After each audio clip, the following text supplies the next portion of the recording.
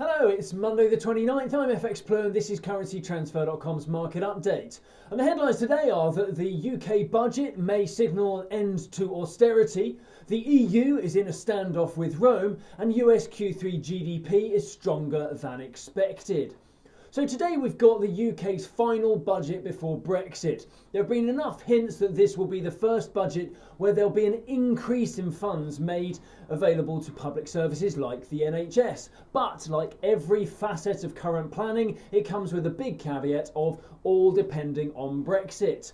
Friday rounded off a dismal week for the pound, with cable rising a little to 128.40, up from a 2-month low of 127.75.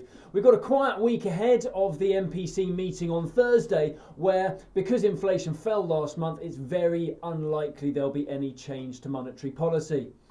Over in the EU, the standoff between Brussels and Rome continues. The budget the Italians propose will create a deficit of 2.4% of GDP. This is considerably higher than the agreement the previous government made with their commitment to reducing Italy's debt to GDP ratio down from current levels, which are over 130%. The market's view of Italy's policy is demonstrated by the debt yields. They touched a 4-year high last week. And following Moody's downgrade of debt, the S&P left Italy's debt rating at BBB, just 2 steps above junk status, but they lowered the outlook from stable to negative.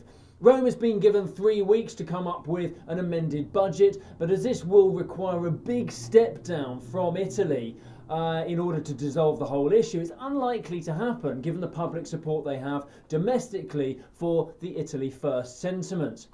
We'll see how that one goes and of course keep you posted.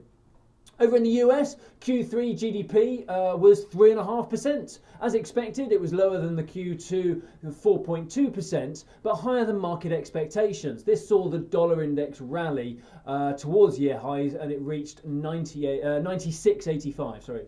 And this week we've got October's non-farm payrolls on Friday. We're expecting an improvement from the September reading, where that hit 134, which disappointed the market, but that's been attributed to hurricane season, Hurricanes Isaac and Leslie. Current best guess is something around the 200,000 new jobs created in October, but wage inflation is the more interesting element now. Forecasts are for 3.1% there, which will keep the Fed on track to raise rates in December. But that is all subject to the caveat of it depends what happens in the midterms. Midterm elections are due next week, November the 6th, and there's currently an 85% forecasted chance that the House of Representatives will change hands. We'll keep you posted. If you've got any questions, please pop them in the comments below.